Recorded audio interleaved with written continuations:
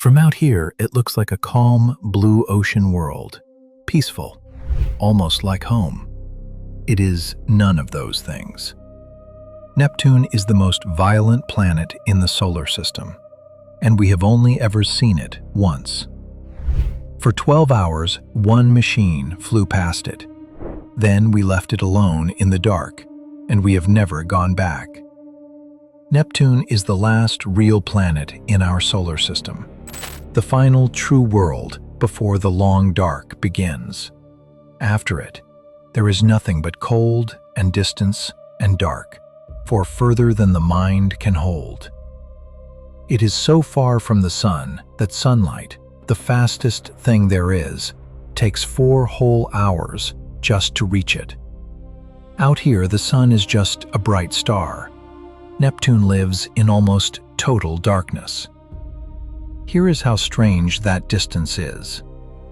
Neptune takes 165 years to go around the sun once. We discovered it in 1846. It has not finished a single lap since, and we found it before we ever saw it, with nothing but math. A scientist named Leverrier did the sums. He said a hidden planet had to be there. They pointed a telescope where the numbers said, and there it was. But math could only find it. To truly see it, we had to go. And going took 12 years. That machine was Voyager 2, and almost everything you will ever know about Neptune, it learned in a single afternoon. One flyby, 12 hours, then gone forever. That is all the close data that exists.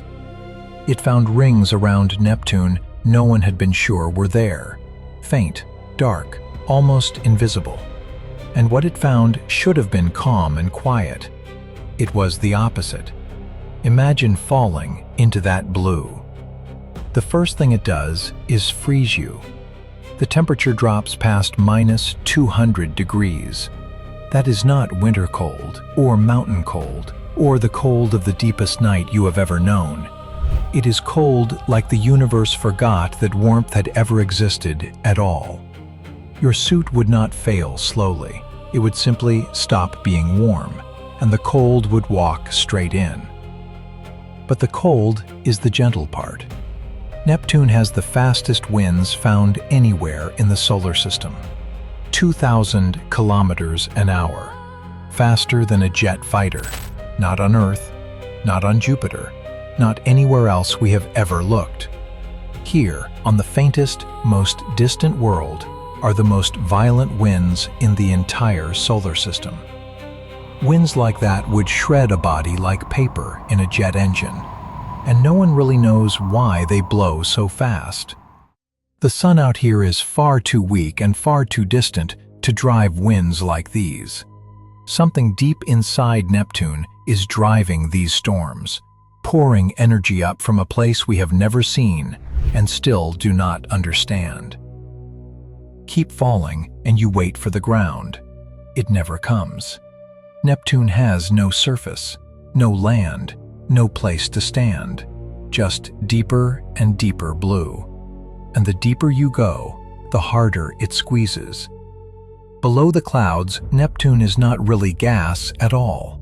It turns into liquid, a vast, deep ocean of water and ammonia wrapped around the whole planet. But do not picture anything you could ever swim in. This ocean is searing hot and crushed so hard it behaves like nothing on Earth. Hot enough to scald, heavy enough to flatten anything alive in a heartbeat. The pressure climbs until it stops crushing things and starts rebuilding them. Down there, the squeeze is so brutal it tears carbon apart, atom by atom. And carbon, pressed hard enough, becomes diamond. This is not a guess. Scientists built that pressure in a lab and watched it happen. So far below, it may quite literally rain diamonds, falling for thousands of kilometers, a storm of jewels in the dark inside a planet. It would be beautiful, and it is completely out of reach. Nothing we could ever build would survive long enough down there to watch a single diamond fall. And here is what truly unsettles the scientists. Neptune is full of things that should not be true. Its magnetic field is tilted almost sideways, 47 degrees off, and it does not even run through the middle of the planet. It is chaotic, off balance, like nothing else we have ever measured. Then there is the heat. Neptune glows from deep inside. It gives off more than twice the warmth it ever gets from the sun. Where that heat comes from, after billions of years, we still cannot say. And then there was the great dark spot. A single storm as wide as the entire Earth. Voyager photographed it in 1989. Then we looked again, years later. It was simply gone, vanished. A planet-sized hurricane, here one decade, and erased the next. No one is sure how. Everything we know, we learned in 12 hours, decades ago. The rest is guesswork. But Neptune keeps its strangest secret close. A moon called Triton. Triton is almost a twin of Pluto, frozen and pale and small, and by every rule we know, it should not be here at all. Every other big moon circles its planet the same way the planet spins. Triton goes the other way, backwards, against Neptune itself. There is only one explanation. Neptune did not make Triton, it caught it. Triton was a wanderer from the frozen edge of the solar system. Neptune reached out with its gravity, pulled the stranger in, and never once let go. And on its frozen face, Voyager saw something move. Geysers, erupting straight into space. A world so cold, its ground is frozen nitrogen, around minus 235 degrees, and still alive enough to spit fountains of gas at the sky. It even has a thin, faint sky of its own, the strangest moon in the whole solar system. But that backwards orbit is slowly killing it. Every year, Neptune drags Triton a little closer, slowly, patiently. One day, it will pull the moon in too close and tear it apart. Not soon, not for billions of years, but it is already happening, one slow turn at a time. Neptune will rip its own stolen moon to pieces and wear the wreckage as a ring. This is the planet that reaches out and catches things, and then, slowly, over ages, destroys them. And the one machine that saw all of this, it never stopped. Voyager 2 swept past Neptune and kept going, out of the solar system completely. It is still out there right now, silent and cold, carrying the only close look at Neptune that anyone alive will ever have. No one is going back to Neptune anytime soon. It is too far, too hard. So this is all we have of it.